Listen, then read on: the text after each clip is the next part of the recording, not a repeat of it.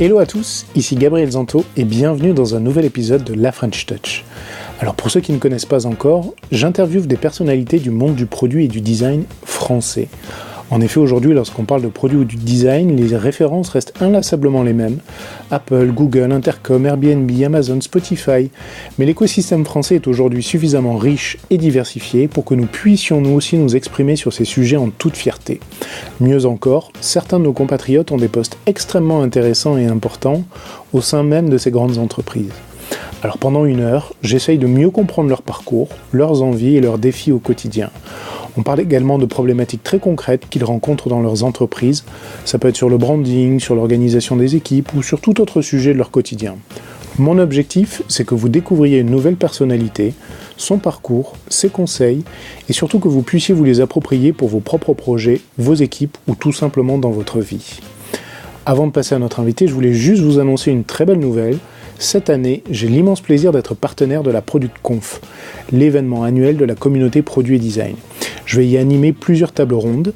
Alors la ProductConf en est à sa 4e édition. L'événement cette année aura lieu à Paris, au Trianon, dans un décor absolument magnifique. Vous pouvez retrouver plus d'informations et vous inscrire directement sur le site web laproductconf.com. J'espère vraiment vous retrouver nombreux le 6 juin prochain. Voilà, retour à la French Touch. Belle écoute à vous, en compagnie de notre invité. Bonjour Florian.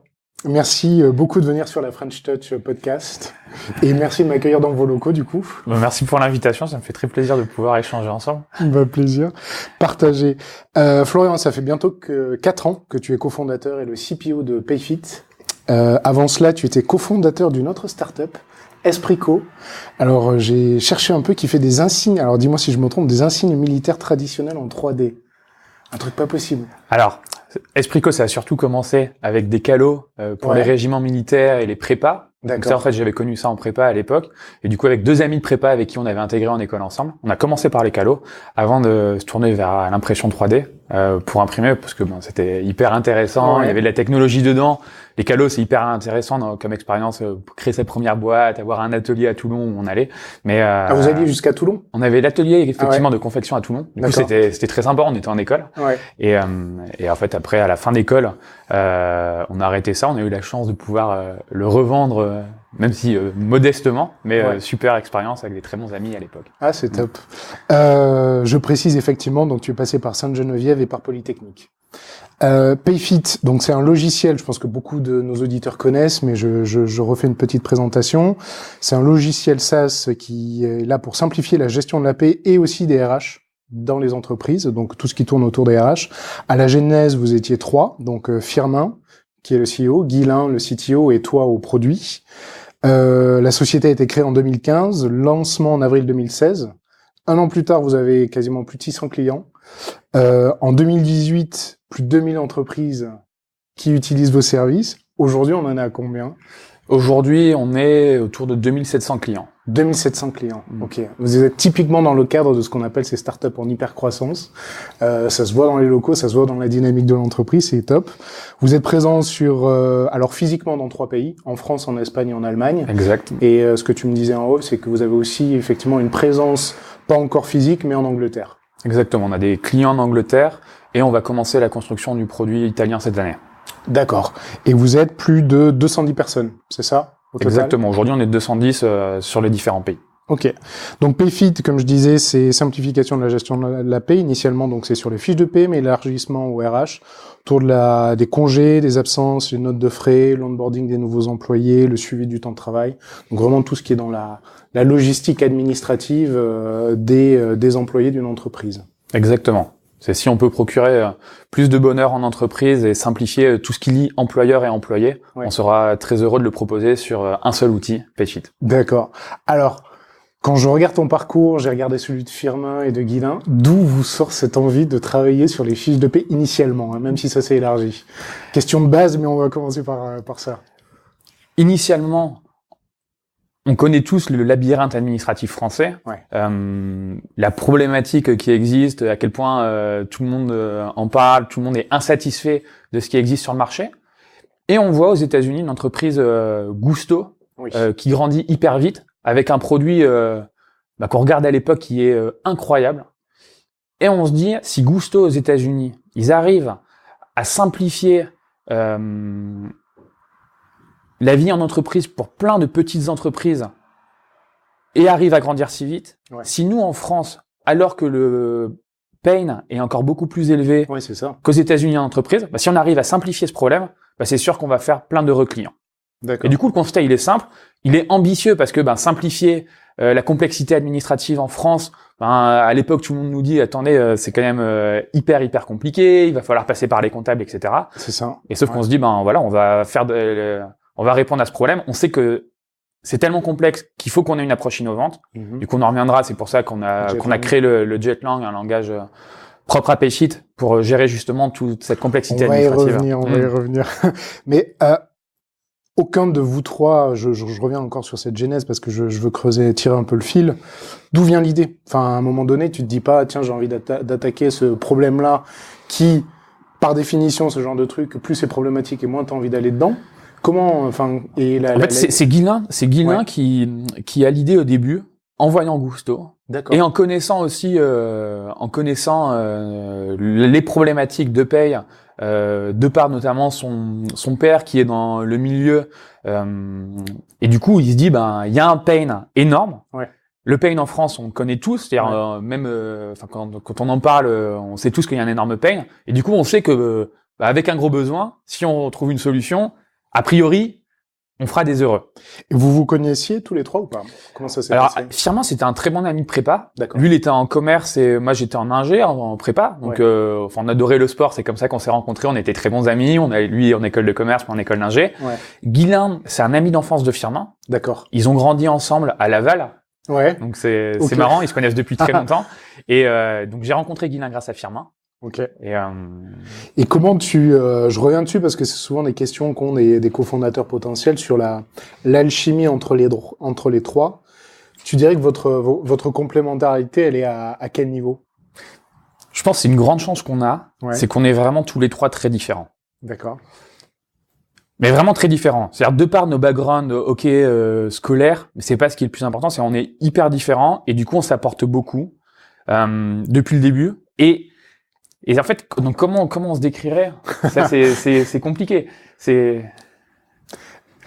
En tout cas, on a les mêmes ambitions depuis le début. C'est-à-dire le fait de vouloir construire quelque chose de grand pour un grand nombre, on a cette même ambition depuis le début.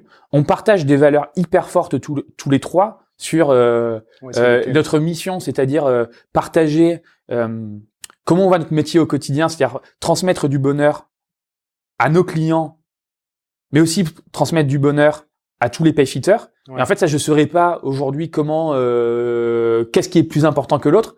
Et pour Firmin et Guilain, c'est la même chose depuis le début. Du coup, ce care pour... Et justement, sur cette notion de culture d'entreprise, est-ce qu'il y en a un de vous trois qui est plus garant de la cohésion, la culture? Je sais qu'on avait changé là-dessus un peu avant cette interview. C'est un truc qui est hyper important et d'autant plus important que l'entreprise est en hyper croissance. Donc d'arriver à fédérer, structurer, organiser. Je dirais pas qu'il y en ait un qui soit plus concerné par ça que les autres. Aujourd'hui, c'est la moitié de nos discussions. La moitié de nos discussions, c'est autour justement de la culture, du happiness des paysheeters. Parce qu'on sait très bien que cette année, on va passer de 200 en début d'année à entre 380 et 400 en fin d'année. On sait très bien que c'est un vrai défi, notamment pour la culture. Et c'est pour ça, c'est la moitié de nos discussions. On essaie de prendre plein de petites comment tu t'alimentes? Comment vous alimentez? Vous allez regarder un peu les startups un peu dans les mêmes problématiques? T'as des déjeuners, du mentoring? C'est quoi tes sources? On essaie de recueillir les feedbacks d'entreprises qui ont déjà connu cette hypercroissance. Donc à l'époque, il y a 2 ans, c'était peut-être ce passage de 10 à 100. Maintenant, ça va être le passage de 200 à 500 ou de 200 à 1000. Tu vois qui là? Vous voyez qui en ce moment? Aujourd'hui, je dirais pas une boîte ou une personne en particulier, mais ça va être que ce soit les investisseurs qui sont auprès d'autres boîtes bien plus en avance que nous, ou pouvoir nous échanger avec des fondateurs, mais pas que des fondateurs, des personnes qui ont été dans des boîtes en hypercroissance ou qui le sont aujourd'hui. C'est le recueil de ces feedbacks où voilà, c'est pas du copier-coller, mais ça nous nourrit. Et du coup, on se dit, c'est génial, eux, de partager les difficultés qu'ils ont eues. Et du coup, nous, après, on rééchange dessus pour se dire, est-ce qu'on peut essayer de les éviter? Ouais, justement, c'était ma question. Est-ce que, avec un peu de recul, vous avez fait, on apprend en marchant, il y a une erreur en particulier que tu recommandes d'éviter dans cette gestion de l'hypercroissance, de l'onboarding des gens, peut-être une erreur que vous avez commise plus jeune? Un truc qui t'a c'est sûr qu'il y a plein de choses qu'on aurait pu mieux faire. Il y a plein de choses qu'on aurait aimé faire avant. C'est-à-dire que ce soit sur des process, l'onboarding des nouveaux, avoir quelque chose de complet, de plus long, de présenter toutes les teams, on aurait aimé le faire avant.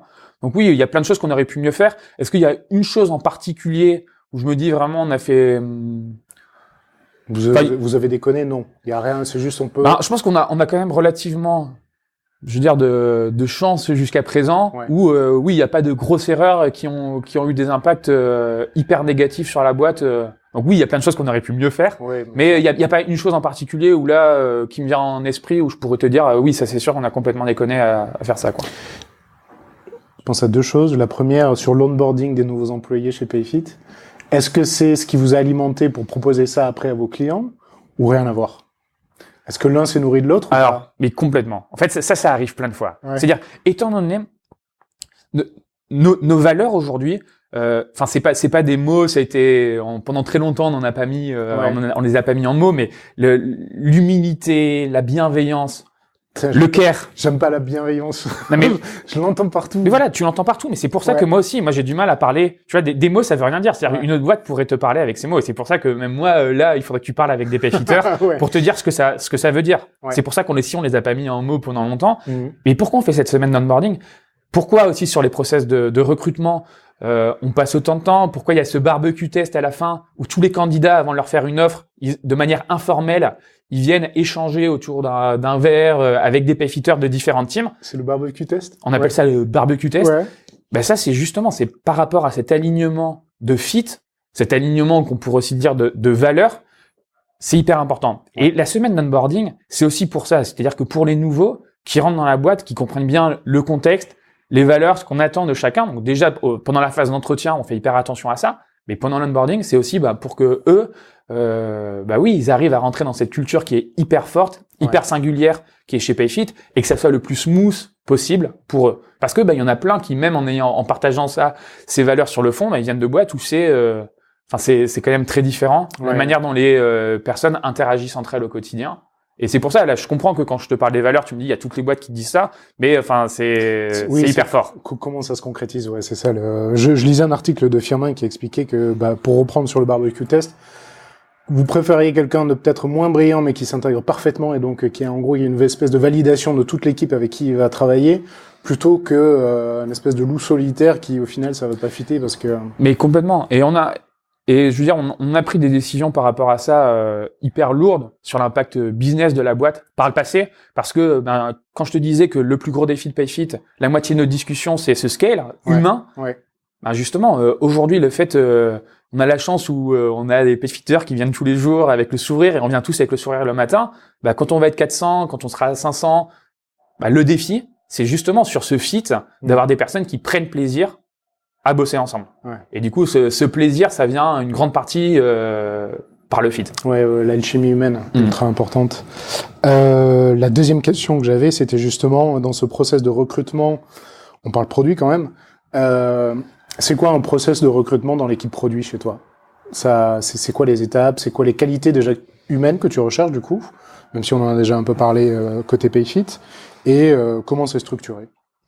Un process de recrutement, donc dans l'équipe produit, ça veut dire beaucoup de postes chez Payfit, parce que l'équipe produit, il y a product manager, product designer, ou je pense classique dans beaucoup de boîtes. Mais après, il y a les Jetlang Masters. Les Jetlang Masters, c'est des profils qu'on a créés. Ils sont 11 en France, 4 en Espagne, 4 en Allemagne, 2 pour l'Angleterre, et c'est eux qui peuvent construire toute la partie métier de A à Z d'un pays. Okay. Le front comme le back. Donc, passons du temps là-dessus. Alors. On passe du temps dessus et on revient à ce moment-là si tu veux et tu me dis sur quel poste. Alors écoute, moi ça m'a fait. En fait, j'avais entendu parler de vous il y a longtemps. Et me dit, c'est quoi cette boîte? Ma première réaction, c'est quoi cette boîte qui se crée son propre langage de programmation pour gérer ces problématiques. Je me disais, c'est ouf. Alors, je me disais, putain, c'est Tolkien qui invente son propre langage, quoi. C'est la même chose.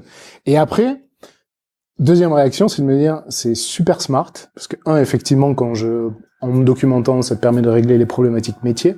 Et donc, concentrer la ressource d'ingénierie sur des problématiques fondamentales, ça, c'est top.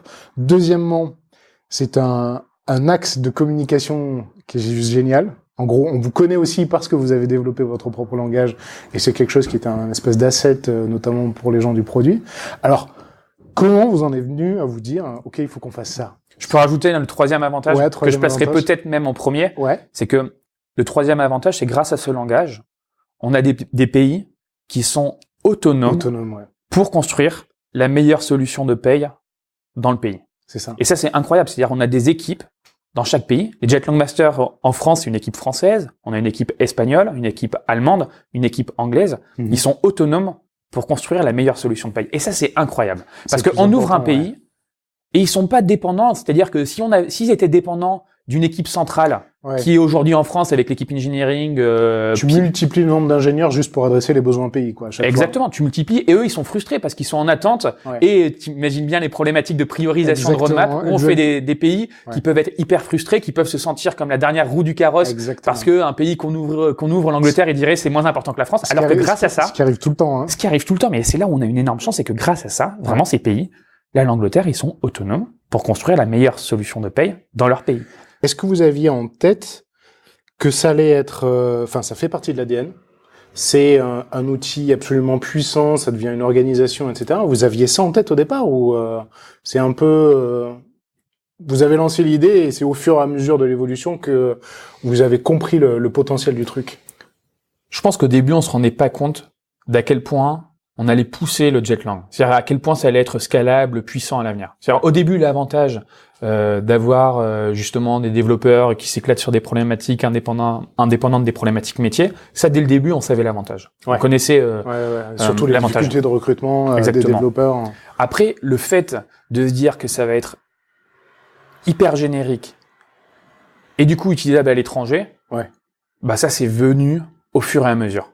Le fait aussi de le pousser aussi loin, surtout, bah ça c'est pareil, c'est au fur et à mesure où on se dit mais oui, mais c'est magique de leur donner vraiment la main sur tout, et que demain l'ouverture d'un pays de bout en bout, ils dépendent de personnes en centrale, en global, des équipes tech, product management, product design, bah ça sera magique, et que il y a encore des choses qu'on a améliorées dessus. Du coup, au début, on savait que en arrivant à faire ça, parce qu'au début, c'était un défi. Je veux dire, le fait d'y arriver, c'était pas non plus certain qu'on allait arriver à faire quelque chose comme ça. Vous avez mis un an avant de... On a mis un an. C'est-à-dire que vraiment, les premiers clients, c'est avril 2016, et nous, on a commencé tout 2015. C'est ça, Mais du coup, au début, il y avait même pas d'interface. Oui, c'est-à-dire, c'était vraiment... Et à l'époque, en fait, à l'époque, on a mis des œillères. On a mis des œillères. On devait vous prendre pour des fous, non, mais en fait, c'est exactement ça. C'est qu'à l'époque, vraiment, on a mis des œillères. Parce qu'en fait, c'est expliquer ça à des gens alors que t'as rien prouvé. Enfin, les gens te disent, mais enfin, t'es perché, quoi. Et mais du coup, on a mis des œillères. On travaillait dans la coloc. Firmin et Guilain étaient en coloc ensemble, dans le 17e, à côté de Terne. Et du coup, là, tous les jours, toute la journée ensemble, à faire que ça. Et du coup, c'était vraiment, on était dans le salon de la coloc, à faire ça, à faire les premiers composants en fonte, et vraiment, mais travailler main dans la main, avec Guilain à côté. Attends, mais moi, il me faudrait telle possibilité. Charmin, il me faudrait telle possibilité. En Jetlang, attends, mais rajoute-nous ce composant, s'il te plaît. Et là, c'est trop drôle. Et du coup, janvier 2016, premier testeur. Avril 2016, premier client. Et le Jetlang, oui, on a cessé de le faire évoluer. Mais on n'était pas aussi conscient quand on l'a lancé de l'avantage que ça allait être sur le long terme. Comment vous avez eu l'idée de faire un truc aussi fou et génial, pour le coup, mais comment raconte-moi. En fait, c'est tellement un avantage. C'est-à-dire au départ, on était Guilain, Firmin et moi, et déjà pour avancer, pour créer une solution de paye, pour simplifier la gestion de la paye, on pouvait pas être dépendant simplement de Guilain. Et nous qui allions dicter des règles, Guilain qui allait les coder, et nous qui allions tester derrière. Non, on se disait, non, il faut avancer vite. Et du coup, on s'est dit avec Firmin, nous, on va coder toutes ces règles métiers. On n'est pas expert en paye, mais devenir expert en paye, c'est un cours magistral. On peut devenir expert en paye en passant du temps, en apprenant, etc. Et du coup, c'est des règles qui sont hyper complexes. mises bout à bout, mais individuellement, c'est des règles hyper simples. Donc, au début, pour ces règles, on crée des fonctions, des sommes, des divisions, appeler des variables dans le passé, faire des calculs de paye. Ouais. Et en fait, aujourd'hui, pour un employé, il y a plusieurs milliers de variables qui tournent pour faire un bulletin de paye. Ouais. Mais c'est des calculs qui sont hyper simples. Et du coup, on se dit, avoir des développeurs qui n'ont pas à dealer avec des problématiques métiers, ça c'est génial pour eux. C'est-à-dire avoir des développeurs qui soit bossent sur un langage, soit sur des fonctionnalités qui sont pas métiers, c'est génial parce que eux ils s'éclatent sur ces problématiques. Ouais.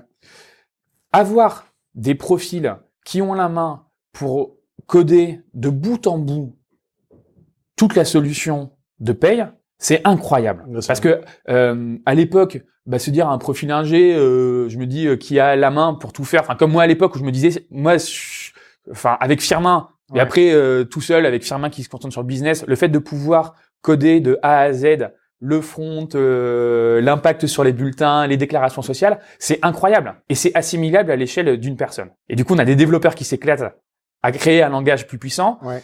On a des profils Jetlang Master qui s'éclatent parce qu'ils ont la main de bout en bout sur la conception du produit, parce qu'ils ont la triple casquette PM, Product Designer, Tech. Ouais. Parce que obligé de comprendre les enjeux business, comprendre comment ça. Exactement, comprendre les enjeux business, comprendre ce que les clients veulent, faire toutes les interfaces. Les interfaces, c'est marrant parce qu'au début, on a 3 composants où on fait du drag and drop, où on a un composant titre, un composant input, un composant message, puis on rajoute la possibilité de rentrer un date picker. Après, on rajoute un composant tableau.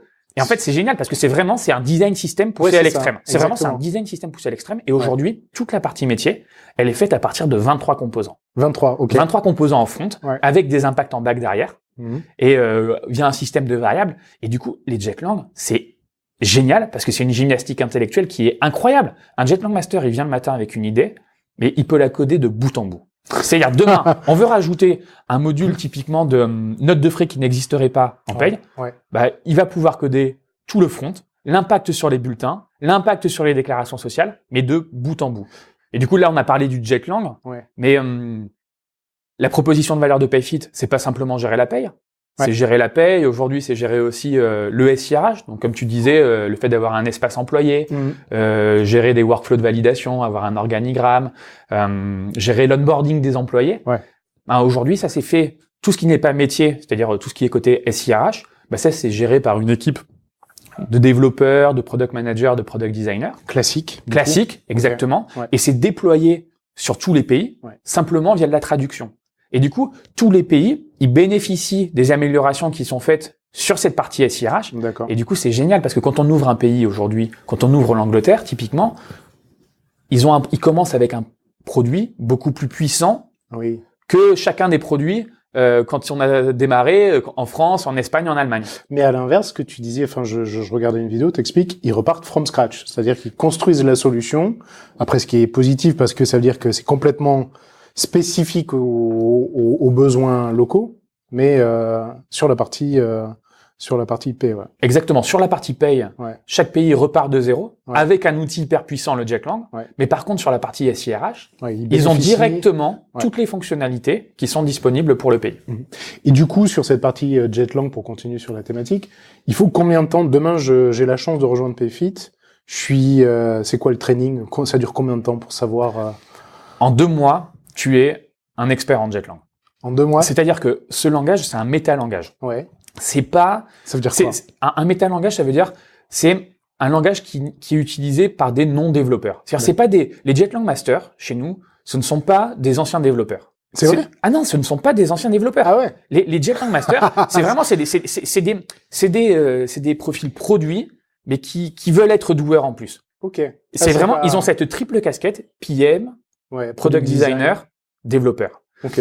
Et c'est pour ça, en 2 mois, tu es expert en Jetlang. En 2 mois, tu sais construire complètement une interface, tu sais faire les impacts sur les calculs derrière. Donc, en 2 mois, tu es expert en Jetlang. Après, il faut rentrer et comprendre la complexité du produit. Donc, par exemple, en France, il y a déjà beaucoup de règles qui sont codées en Jetlang. Du coup, ça prend du temps de maîtriser tout ce qui a été déjà créé en Jetlang pour ensuite pouvoir créer des modules, savoir à quel endroit se rattacher, comment modifier, etc.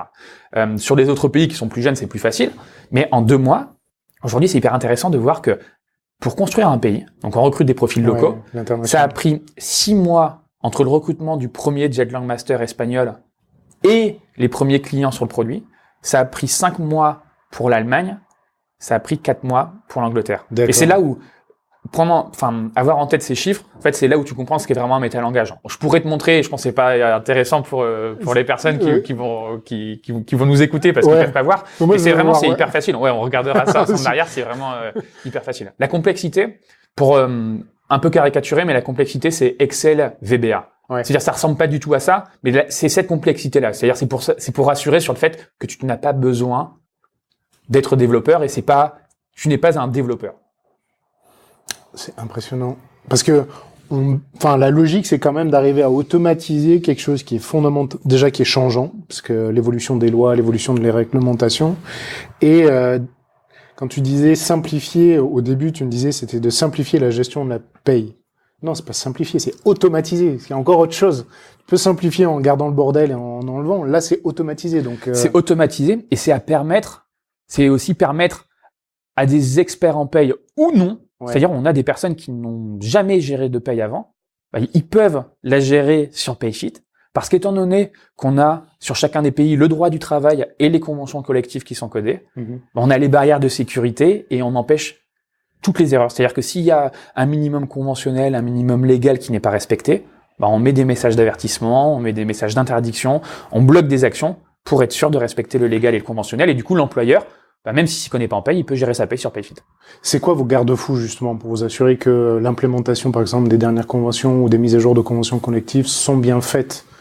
Est-ce que vous avez des organismes tiers qui viennent certifier? On a une équipe Product Legal. Au sein de l'équipe produit, on a une équipe Legal qui travaille justement main dans la main avec les Jetlang Masters et qui est en charge, bien entendu, de suivre toutes les évolutions de droit du travail et des conventions collectives et ensuite de suivre aussi le développement par les équipes Jetlang et potentiellement faire des tests aussi derrière. D'accord. Après, sur la partie plus technique, sur la partie régression de Jetlang, on a tout un système de tests avec des centaines de tests enregistrés, comme si on avait enregistré, par exemple, la génération d'un bulletin de paye pour un CDD, un apprenti, un stagiaire, enfin, sur quasiment tous les cas. Et que, bien entendu, on est capable de vérifier si le nouveau code, les changements ont un impact sur ces cas ou pas.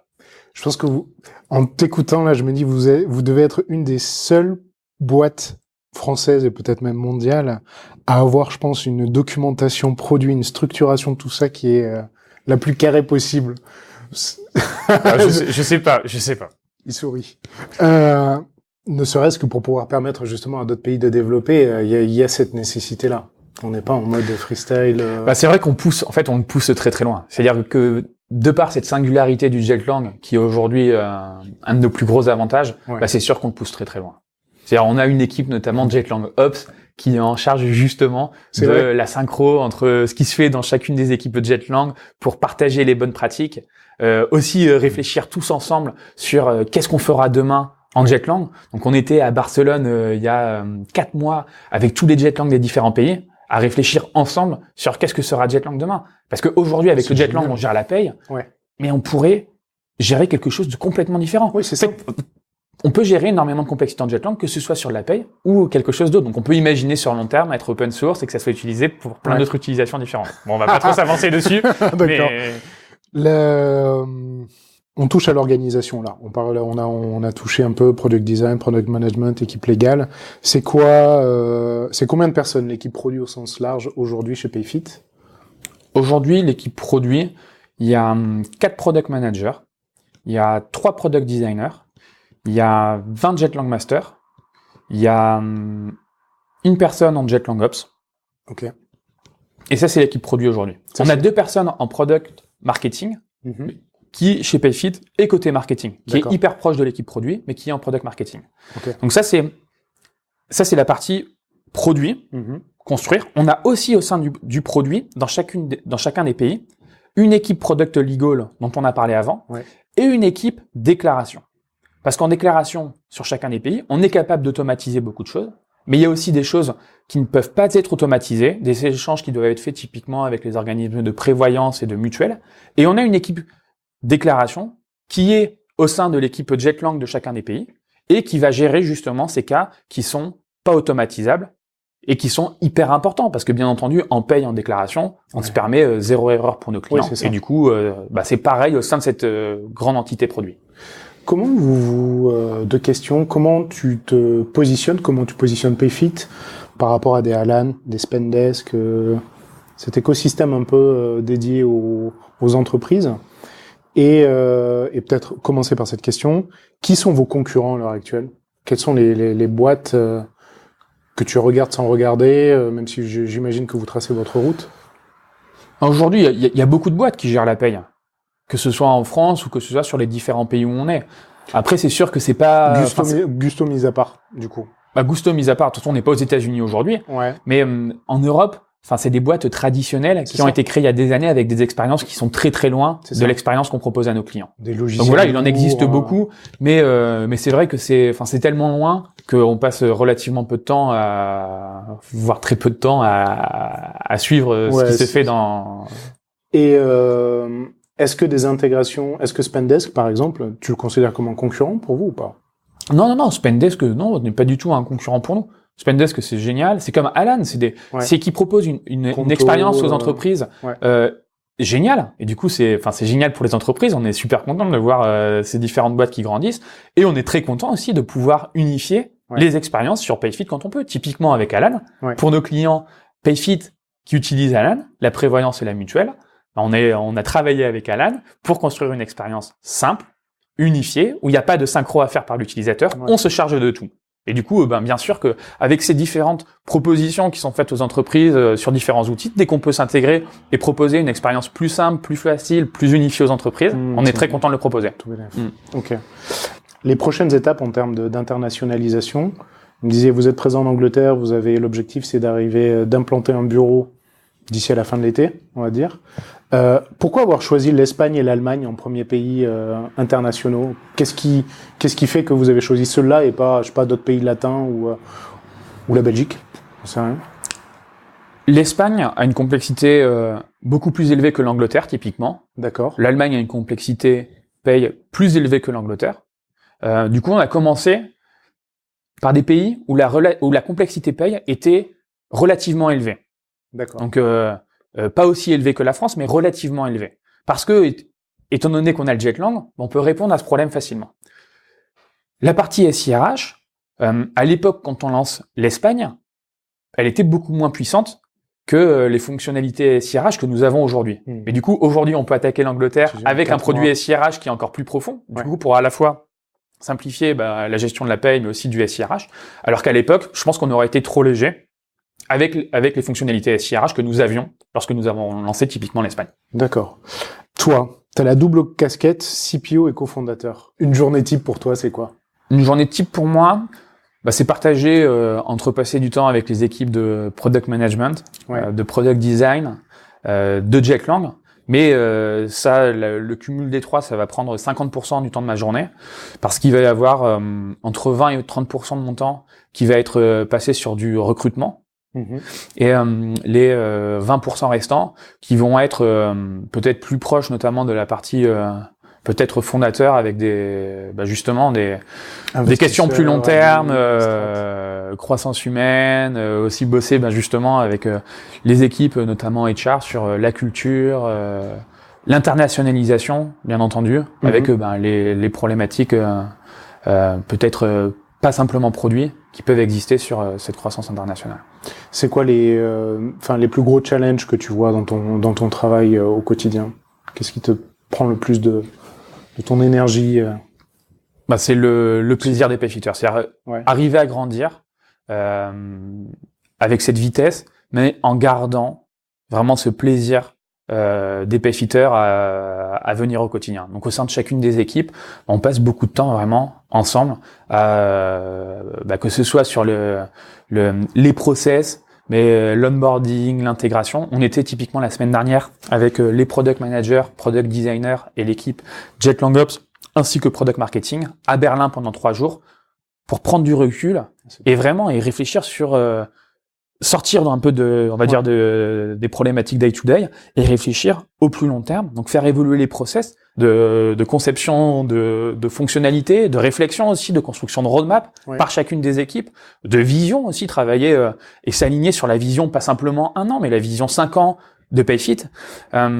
Travailler aussi sur la communication qu'on veut avoir en interne, la communication qu'on va avoir auprès des prospects, la communication qu'on va avoir auprès des clients, la communication qu'on veut aussi avoir notamment à l'extérieur sur les futures personnes qui vont nous rejoindre. Et du coup, ça permet, c'est hyper important de passer ces temps ensemble pour réfléchir long terme, parce que on n'est pas dans un sprint, on est en train de construire quelque chose long terme, et surtout on veut s'assurer qu'on va continuer à prendre énormément de plaisir avec cette croissance, parce que bien entendu, à 200, c'est pas pareil qu'à 500, c'est pas pareil qu'à 1000. Mais c'était la même chose quand on est passé de 10 à 50 à 200. Et du coup, c'est sûr que c'est ça, tous les 3 mois, c'est pas le même quotidien. Quels sont les outils que vous utilisez au moins dans l'équipe produit qui vous aident justement à fluidifier la communication, ou même à gérer, on va dire basiquement, gérer la roadmap, les sprints, tout ce que tu veux? C'est quoi les outils clés? Ou que tu recommanderais? On va peut-être pas passer tous les outils en revue, mais... Que je recommanderais? Notion, aujourd'hui, on est hyper content avec Notion. C'est utilisé par toutes les équipes. Au début, on a commencé qu'au sein du produit. Maintenant, c'est utilisé par toutes les équipes dans la boîte. Et on est vraiment hyper content. Ça regroupe, en fait, aujourd'hui, ça regroupe tout. C'est-à-dire, ça regroupe aussi bien l'onboarding des nouveaux que la roadmap short terme, la roadmap long terme, les documentations, les liens, bien entendu, vers GitHub, Zenhub ou Jira, enfin, ce qu'on veut pour la gestion plus technique, mais ça unifie. C'est le point pour toute la boîte, c'est le point de convergence pour toute la boîte. Et du coup, notamment les communications produits, elles sont toutes ici. Et après, on a bien entendu des rituels, on a des communications tous les quarters pour toute la boîte, pour donner la visibilité sur ce qui va être fait. On a qui sont que produits, ces communications produits pour toute la boîte tous les quarters. On a des communications au sein de l'équipe produit et tech, juste entre nous tous les mois. Où on donne aussi un document récap au reste de la boîte aussi pour qu'ils aient un visuel sur l'avancée des fonctionnalités et bien entendu ceux qui veulent venir, ils peuvent venir à ces points. Ça c'est les rituels, on va dire très macro, où on donne une visibilité à toute la boîte, mais c'est hyper important parce que d'être dans une boîte comme ça où le produit est si important, il y a aussi un devoir de communication, de faire adhérer ses équipes parce que tout le monde aussi vit par ce produit. Et en même temps, grâce à Jetlang, grâce à cette maîtrise, ça décentralise en fait, ça décentralise la responsabilité de l'évolution du produit, ce qui est quand même assez canon. Tu te retrouves pas avec des gens qui tapent à ton bureau tous les matins en disant elle est où ma fonctionnalité, ça fait 6 mois que je vous la demande. Mais complètement. C'est-à-dire cette partie paye, sur cette partie paye, toujours c'est géré en local. C'est pour ça ces communications dont on parlait pour l'ensemble de la boîte, c'est surtout pour la partie SIRH, ou des fonctionnalités qui vont être données à chacun des Jetlang, mais qui sont pas disponibles aujourd'hui. Après, il y a les communications, bien entendu, qui se font en local, sur chacun des pays, avec des rituels différents en fonction de la taille de l'entreprise, la taille des équipes dans chacun des pays, pour justement se synchroniser sur les évolutions métiers, et construire aussi au sein d'un pays la roadmap métier, parce que la roadmap métier d'un pays, la roadmap Jetlang d'un pays, elle n'est pas construite depuis Paris, enfin elle est construite par les équipes locales dans le pays. C'est incroyable ça, hein. C'est quand même pour le coup assez révolutionnaire d'être à ce point dans l'autonomie. Mais c'est des vrais choix, c'est-à-dire qu'on le pousse vraiment loin. Il y a 1 an typiquement, il y avait la création de mails, la création de documents qui n'étaient pas dans la main des Jetlang, qu'on faisait en centrale. Et du coup, justement, on a créé tout un module pour donner cette main aux Jetlang locaux pour que ça soit vraiment une réalité, le fait qu'un pays, une équipe Jetlang dans un pays, soit autonome pour créer la meilleure solution de paye dans le pays. Et du coup, on pousse vraiment ça très loin depuis le début. Donc, avec cette commande, on a conçu le Jetlang, mais même encore aujourd'hui sur typiquement les liens entre espace employé et paye, c'est-à-dire l'ajout d'un congé, l'ajout d'une absence d'une note de frais, il y a encore des ajustements qui sont faits pour que les Jetlang ils aient la main sur tout et que la liaison entre SIRH et Jetlang soit hyper forte. Et du coup, au sein du produit, bien entendu, les équipes product manager côté Jetlang et les équipes product manager côté SIRH sont hyper proches. Les offsets qu'on fait comme la semaine dernière, c'est ensemble. C'est une même équipe qui conçoit justement cette architecture commune, même si après il y a une autonomie locale pour la partie métier. Il n'y a pas, juste pour terminer sur ça, il n'y a pas une dernière validation, genre produit en disant Ok, on est d'accord. Là, non, désolé les gars. En fait, c'est là où le design system trouve toute sa place. Ouais. Dans le design system concret, il y a déjà le Jetlang qui est déjà poussé à l'extrême dessus, mais il y a besoin aussi du design system côté product design, product management côté engineering, où il y a des règles sur les composants, mais ça va beaucoup plus loin. Il y a des règles sur l'utilisation du Jetlang. Ouais. Et ça, c'est hyper important. C'est les règles d'utilisation du Jetlang, le fait que même si les Jetlang Masters dans les pays, ils ont la main typiquement pour rajouter un menu avec 200 lignes, non, qu'un menu, ça va s'arrêter à 5 lignes. Non, mais c'est des vraies règles. Et ce design system, c'est global. Et c'est là où c'est hyper intéressant, ces échanges. Parce que les équipes product management, product design, engineer, elles doivent avoir en tête le produit, peu importe qu'on ait 1 ou 50 pays. Et pour avoir en tête le produit d'un pays, il faut pas qu'ils aient à aller se balader sur chacun des produits en disant attends, en Jetlang vraiment l'expérience elle est complètement différente. Non, il y a des règles du design system pour être sûr que on est en train de construire une expérience unifiée, un produit avec bien entendu la possibilité d'avoir les droits du travail locaux, les conventions etc. locales qui sont codées dedans. Gros travail en amont du coup. Notion, je t'ai pas demandé. La rédaction en interne c'est anglais ou c'est français ou c'est quoi? C'est anglais pour toutes les communications globales. D'accord. Au sein d'une équipe aujourd'hui qui aurait que des Français, il y a des communications en français que quand c'est entre eux. Okay. Après, ça est de moins en moins le cas parce qu'on a des profils internationaux qui ne parlent pas français, qui arrivent dans chacune des teams. On a eu par exemple le premier développeur qui ne parle pas français qui est arrivé il y a 3 semaines maintenant. C'est génial, ça fait parler tout le monde en anglais au sein de la squad et même au sein de l'engineering. Okay. Et ça va être pareil côté product manager, product design. On va avoir des profils qui vont pas parler français, qui vont arriver demain. Et du coup, les communications, elles seront en anglais. Au sein du Jetlang, étant donné qu'on a déjà des profils français, espagnol, allemand, anglais, du coup, on a des profils qui parlent pas français, toutes les communications sont en anglais. De toute façon, c'est en anglais. Mais c'est nécessaire le fait d'avoir dans chacune des équipes pas que des profils français. Parce que c'est pas cohérent de construire une solution pour simplifier la paye et les ressources humaines pour plein de pays en n'ayant que des Français. Et du coup, c'est cohérent demain d'avoir des profils internationaux dans chacune des équipes et voilà, de construire cette expérience pour différents pays.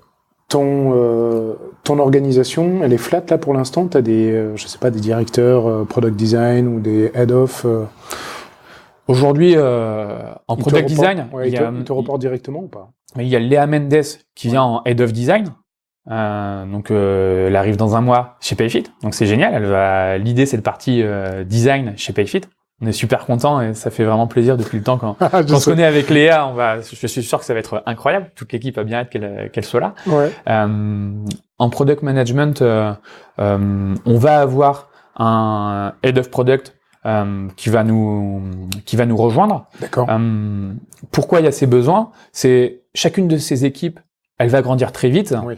Dans chacune de ces équipes, en product management, en product design, il y aura une dizaine de personnes d'ici la fin de l'année.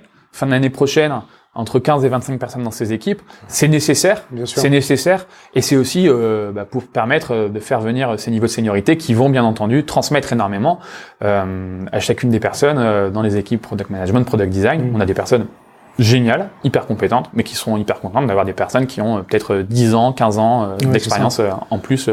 T'as déjà réfléchi un peu à des plans de carrière, des parcours un peu de progression au sein de ces équipes-là? C'est formalisé ou pas pour l'instant? Alors, je peux te montrer un template brouillon, c'est pas formalisé. C'est-à-dire, on parle de plan de carrière sur chacun enfin pas sur chacun, mais sur au moins tous les 6 mois sur les entretiens, c'est-à-dire tous les 2 mois avec chacune des personnes dans l'équipe produit, on a des entretiens à 2. Au moins une fois sur 3, on parle de long terme sur l'évolution, comment la personne, enfin sur le poste ou sur les évolutions de la personne, comment elle va pouvoir s'épanouir davantage. Ouais. Et du coup, on en parle à ce moment-là. C'est pas formalisé le passage typiquement d'une team à l'autre de manière écrite, mais j'y travaille parce que effectivement, c'est hyper important. Toi, dans ton parce que le point de départ, c'était la répartition de ton temps entre cofondateur et CPO. Quand tu te projettes fin d'année ou horizon de 2 ans, 3 ans, tu te vois encore CPO ou tu penses déléguer ça? Est-ce que tu as besoin d'avoir la main dans le produit ou dans la gestion strat du produit? Comment tu te projettes, toi?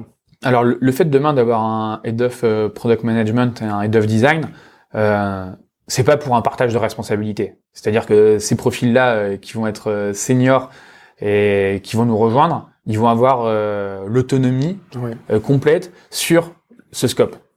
Je passe du temps avec chacun des pays et je vais continuer à passer du temps avec chacun des pays, avec les équipes Jetlang dans ces pays-là. Mais ça sera pas mon rôle de les manager, mais tant mieux si je peux partager des insights pour que justement chacun de ces head-off puisse prendre des décisions plus éclairées. Et après, bien entendu, la vision, je pense qu'aujourd'hui elle est assez claire, et la partager, la transmettre, la challenger ensemble. Mais non, ça va pas être mon rôle demain de... Tu sais, tu rencontres des clients, tu vas au contact des clients encore, enfin. Ah oui, c'est hyper important. Ah oui, je le continuerai tout le temps. Tout le temps. Ah oui, non, mais c'est même. Ah oui, non, mais même quand on. Pourquoi tu poses cette question, évidemment? Non, mais bien entendu. C'est-à-dire, c'est pas, enfin, c'est grâce à nos proximités, à nos clients, qu'on peut construire quelque chose qui procure du bonheur. Et du coup, c'est hyper important. C'est-à-dire que ce soit sur chacun des product managers, chacune des personnes dans l'équipe produit, les product designers et en Jetlang, d'être hyper proche des clients.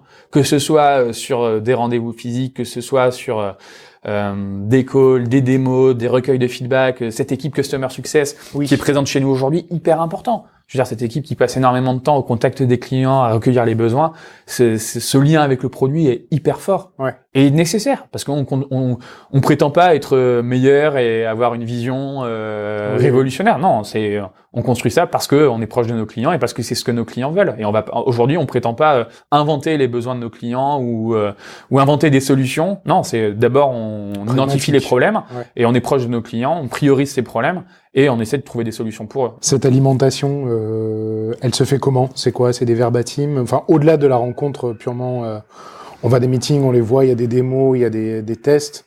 C'est quoi? C'est remonté dans Notion, par exemple, par Customer Success? Exactement. C'est-à-dire, en termes de process et en termes de tools, donc en termes de tools, on utilise Notion. En termes de process, que ce soit en local pour les équipes Jetlang, il y a des points hebdo qui sont faits entre les équipes customer, les équipes Jetlang et les équipes sales pour s'aligner ensemble justement sur qu'est-ce qu'on veut faire en Jetlang, que ressentent nos prospects ou nos clients aujourd'hui et comment on va impacter la roadmap et construire la roadmap. Mais la même chose pour les équipes product management, product design qui sont hyper proches des retours customer de chacun des pays. Et du coup, il y a des échanges qui se font.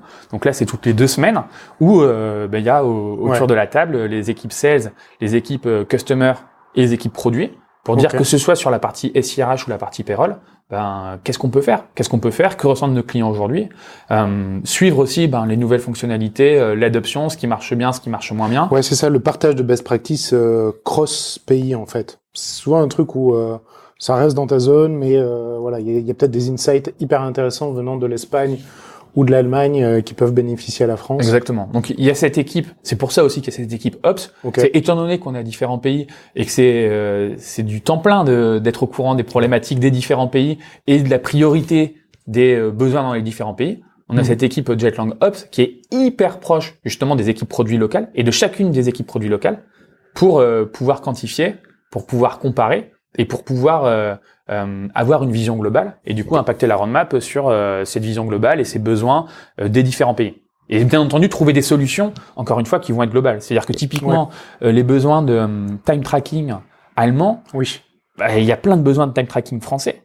Et c'est une solution globale qui est trouvée. Et que du coup, bien entendu, il y a ces échanges avec les équipes produits de chacun des pays pour la conception de la solution. Donc il y a à la fois l'alignement des pays, l'alignement des équipes. Non mais complètement, c'est compliqué. C'est pour ça que les process c'est hyper important. Sur comment construire ça déjà entre les équipes engineer, design, product management et l'alignement avec les pays étrangers. C'est pour ça qu'on a des process qui évoluent et que si tu veux, je peux t'en parler un peu. La conception d'une feature type chez Payfit. Carrément. Donc il y a d'abord la définition du problème.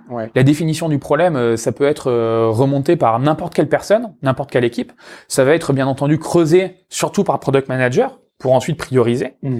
Et ensuite il y a la partie solution discovery où là ça se fait pas juste côté produit. C'est on va aligner et on fait des ateliers avec des personnes de différentes teams pour autour de la table, que ce soit engineering, que ce soit produit, que ce soit customer, que ce soit sales, sur un atelier au moins d'1h30, réfléchir ensemble à une potentielle solution, challenger les idées, ça c'est hyper important. Ensuite, oui, ça va être plus côté design, où il va y avoir des itérations de conception, mais aussi de test. Et là, la phase de test est hyper importante. Le fait de faire tester directement auprès de nos users avant d'avoir codé la feature, à quoi elle va ressembler? Est-ce qu'on va procurer un effet waouh? Est-ce qu'on va répondre aux problèmes de nos users? C'est génial. Et ces itérations, elles sont hyper importantes. Ces feedbacks des users sur les tests, le fait de les partager, que ce soit sur les personnes qui ont travaillé en atelier, que ce soit sur les équipes engineering, pareil, c'est primordial. C'est primordial de donner cette transparence, d'avoir ces personnes qui sont proches des clients. Et ces itérations, c'est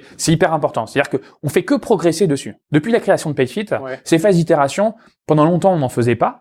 En étant un peu trop dans le rush, un peu trop en sprint. Là, les teams grandissent, c'est aussi pour avoir cette qualité, pour pouvoir faire ces itérations et pour que, quand ça passe ensuite sur la partie développement plus côté tech, du coup, là, on est quelque chose où on est bien sûr qu'on va procurer un effet waouh, qu'on a aligné tout le monde. Et bien entendu, il reste des communications entre les designers, les tech, product design pendant cette phase. Et après, bien entendu, on aligne les équipes product marketing pour prévoir comment on va communiquer sur l'amélioration, sur la nouvelle feature, le pricing, etc. Exactement. Puis ensuite, donc, on va mettre en test en interne, en test auprès de clients, donc la phase de bêta. Vous faites pas ça à chaque feature? Alors non, sur toutes les grosses features, on le fait, mais le but, c'est de le faire sur toutes les fonctionnalités. C'est-à-dire, bien entendu, il y a des petites features où on fait pas la bêta parce qu'on sait qu'on peut le déployer pour tout le monde. Il y a déjà une phase de user test qui était présente et c'est, on va dire, moins impactant. Sur toutes les grosses features, on fait une phase de bêta, c'est-à-dire on le déploie que sur certains clients. Donc, bien entendu, on a mis en place une architecture. Typiquement, on utilise Launch Darkly aujourd'hui et on est hyper content avec pour déployer une fonctionnalité. Feature flagging. Exactement. Et comme ça, on peut déployer pour un client, on peut déployer pour un pays si on veut. Bien entendu, sur le long terme, il n'y a aucune feature qui est déployée par pays. Mais si on veut tester d'abord sur un pays une fonctionnalité avant de la déployer sur tous les pays, on peut le faire. C'est top ça. Ah ouais, c'est top. Pour désacraliser, c'est le fruit d'itération. Donc, si vous, auditeurs qui écoutez, vous dites merde, on fait pas ça chez nous, ça prend du temps à se mettre en place. Mais c'est complètement le fruit d'itération. C'est-à-dire que vraiment, il y a 1 an, on était très loin sur plein de parties du process. Et c'est aussi pour ça qu'on passe ce temps à prendre du recul dessus. Donc là, on était à Berlin il y a 3 jours, et il y a 3 mois, on était à Barcelone, et déjà, on avait itéré sur les process. Et c'est hyper important. Et c'est ça aussi qui est hyper excitant. C'est-à-dire, c'est ça qui est hyper excitant. C'est que ça bouge hyper vite. Les process bougent hyper vite. L'alignement des teams, la communication, ça bouge hyper vite. Et c'est magique. C'est magique. Non, mais en fait, c'est magique parce qu'on prend, c'est le plaisir qu'on prend. En fait, c'est génial parce que c'est en bossant ensemble qu'on fait bouger ces choses-là. Et c'est, Moi, j'ai une énergie communicative. Du coup, c'est quoi au niveau très macro, les prochaines étapes, tu dirais, pour PayFit? C'est, niveau très macro. Niveau très macro? Niveau très macro, c'est la priorité, c'est d'aller sur le produit qu'on veut proposer à nos clients. C'est-à-dire le produit qu'on propose à nos clients aujourd'hui, c'est 30% du produit qu'on a en tête. C'est 30% du produit que vous avez en tête? C'est 30% du produit qu'on a en tête. La vache, Non, mais on est très loin et c'est pour ça, c'est énorme objectif. C'est-à-dire nos clients actuels, les rendre plus heureux. Et en termes de produits, il y a énormément de choses à faire et ça va prendre beaucoup de temps. C'est-à-dire la prio, c'est pas d'aller ouvrir des pays, la prio, c'est pas d'aller targeter des clients plus grands. Non, la prio, c'est nos clients actuels, leur proposer cette expérience qu'on a en tête, et on en est loin. Donc 30%, c'est une réalité. On échange sur ce long terme, mais je veux dire, simplifier tout ce qui lie employeur et employé. Donc aujourd'hui, on a Pay, on a SIRH, on peut aller beaucoup plus loin. On peut aller beaucoup plus loin. 2 choses. La première, c'est comment tu mesures cette satisfaction? Parce qu'on en parle depuis le début de l'interview, mais comment tu mesures la satisfaction de tes clients à utiliser PayFit? C'est quoi? Aujourd'hui, on a du NPS qui vient tous les mois, tous les jours, on a des NPS qui sont remontés, posés à nos clients, et étant donné qu'on a quand même pas mal de clients tous les jours, on a du NPS avec des feedbacks quanti dessus. Après, c'est pas du tout suffisant pour mesurer le bonheur, la satisfaction des clients. Le churn, on en a très peu. Du coup, pareil, ça c'est pas une métrique qui est hyper intéressante pour. Mais c'est quand même un indicateur. C'est un indicateur, mais c'est pas, on va dire, c'est pas. Oui, c'est pas ça qui te fait. C'est pas assez quali. Ok. Et du coup, là, on est en train typiquement de mettre en place via Pendo pas simplement du NPS avec un retour général, on est en train de mettre en place des questions beaucoup plus spécifiques sur l'expérience produit, sur l'expérience interaction avec notre équipe customer, sur l'expérience sur les performances de l'application, sur l'expérience d'une fonctionnalité en particulier, pour justement pour pouvoir être granulaire et avoir plus d'infos plus précises. Parce qu'en fait, le NPS, c'est bien, mais j'ai envie de dire, en grandissant, c'est pas du tout suffisant. Non, bien sûr. C'est pas du tout suffisant. Oui, et du coup, là, on est en train de mettre en place ça, et que je pense que là, les clients, là, s'il y en a qui vont nous écouter, ils vont pouvoir voir, après chacune des clôtures de paye, la possibilité, justement, de donner du feedback sur l'expérience de la paye, sur différents sujets. Donc, bien entendu, ça va être aussi des itérations, de voir comment on le propose, à quelle fréquence. Pas trop de quantité non plus. Ouais, ça me fait penser, question que j'avais en tête, c'est est-ce que tu dirais que vous êtes vraiment data-driven ou c'est un élément parmi d'autres qui vous guide? Est-ce que l'analytique c'est partout? Est-ce que Alors, on est loin sur cette partie-là. C'est-à-dire que c'est hyper important, on en a tous conscience, mais là typiquement, on est en train de recruter 4 personnes pour l'équipe data, pour construire une équipe data hyper puissante. On a des équipes Ops qui ont accès à plein de data et qui viennent empower chacune de leur team avec la data, mais on n'a pas une équipe centrale qui procure la data pour chacune des équipes. Et c'est une énorme prio, donc que ce soit data engineer ou data analyst, on est en train de recruter pour construire cette équipe data, où je pense que d'ici la fin de l'année, il y aura entre 5 et 10 personnes dedans. Tu les vois faire quoi? Quel va être leur rôle à venir et potentiellement en plus long terme? C'est justement donner à chacune des équipes dans PayFit la vision sur la data pour prendre des décisions plus éclairées. Aujourd'hui, la data, elle vient de plein de sources différentes. On a la data de nos clients en prod. On a un outil interne qu'on a développé, le back-office, pour gérer toute la partie déclarative de nos clients. On a des données qui viennent de la partie HubSpot, mais même en amont côté marketing. Et on n'a pas aujourd'hui une data warehouse unifiée. Donc typiquement, ça va être d'en créer une, mais ensuite d'extraire la data pertinente pour chacune des teams, pour que chacune des teams prenne des décisions plus éclairées et du coup des décisions meilleures au quotidien. Je sens la responsabilisation des teams à terme sur la gestion de la donnée. Mais effectivement, typiquement, quand c'est quelque chose à refaire, je pense qu'on créerait 1 an plus tôt. Après, vous avez 36 sujets en même temps, donc d'accord. Non, mais c'est pour ça que je te dis, il y a plein de choses qu'on aurait pu mieux faire. Je pense qu'on arrive au terme de l'interview. Moi, j'avais des questions plus sur toi, parce que tu as débarqué dans le produit, finalement. Est-ce que tu as une formation d'ingénieur? Est-ce que tu penses... Quelle est ta perspective sur être CPO avec une formation d'ingénieur? Est-ce que, je sais pas, ça t'amène... quand tu en discutes avec d'autres qui ont des parcours qui viennent du droit, qui viennent du business, etc. Est-ce que tu sens qu'il y a quelque chose spécifique? Moi, je trouve ça, c'est ce qui est magique au produit, c'est que peu importe d'où tu viens, je pense que tu peux faire, tu peux être très bon en produit. Et sur les différents rôles qui existent au sein du produit. Donc, la formation ingénieur, je dirais, c'est un avantage sur la partie Jetland, parce que ça reste quand même très ingé, très mathématique, la construction, l'architecture dessus. Mais sur la partie produit, je veux dire plus général. Non, c'est pas spécialement un avantage. Je trouve ça génial aussi à quel point au sein du produit, j'ai trouvé des personnes qui ont depuis le début de PayFit passé du temps pour transmettre et qui aiment transmettre. Mais ça, je trouve ça incroyable. Mais ça, parce que j'avais aucune expérience dessus et la construction des teams, l'évolution des process, bien entendu, c'est aussi éclairé par plein de discussions avec plein de personnes hyper intéressantes et la manière dont les personnes sont avenantes dessus, c'est génial. Et du coup, j'essaie moi aussi quand il y a quelques sollicitations de team, de transmettre, même si bien entendu c'est pas toujours hyper facile de consacrer beaucoup de temps dessus. Enfin, depuis le début, moi j'ai trouvé ça incroyable et c'est beau à voir, quoi. Ok, top. Dernière question du coup, est-ce que tu aurais question que j'aime bien poser évidemment, est-ce que tu as un tic ou un truc un peu inhabituel que les gens te font remarquer, des proches ou des collègues? Au bureau, ils me font remarquer que j'utilise souvent des phrases qui sont Ah bah d'accord. Ou c'est bon ça. Non mais c'est marrant, il faut remarquer ça. Et du coup, c'est marrant parce que du coup, il y en a plein qui les utilisent ou qui font des emojis avec. Et du coup, maintenant, ça me fait sourire. Mais au début, je comprenais pas, je me rendais même pas compte. Ou attends, il est là. Ou excellent. Enfin non, mais du coup, il me faut remarquer ça. C'est des mêmes. Bah, heureusement, c'est pas méchant. Ok. Bah, parfait. Bah, merci beaucoup, Florian. Bah non, mais merci beaucoup à toi. Voilà, c'est tout pour la French Touch. Alors, avant de vous quitter, quelques petites choses. D'abord, encore merci à notre invité pour son temps et pour son retour d'expérience. Comme d'habitude, vous pouvez retrouver toutes les références, les outils, les personnes qui sont citées dans l'épisode.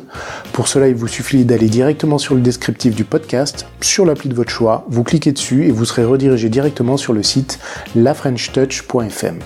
Si vous souhaitez me contacter pour me poser des questions, pour me proposer de nouveaux invités ou juste me faire un feedback, vous pouvez le faire directement sur Twitter. Le pseudo, c'est @lafrenchtouchfm, tout attaché. Alors, je veux prendre un peu de temps aussi pour vraiment vous remercier d'avoir écouté jusqu'ici d'abord. J'espère surtout que l'épisode vous a plu. Et si c'est le cas, n'oubliez pas, vous pouvez me le dire en mettant un petit commentaire ou une note 5 étoiles sur iTunes de préférence. Ça me motive beaucoup et surtout, ça aide à faire connaître le podcast. Voilà, merci pour tout et à très vite pour un nouvel épisode de La French Touch.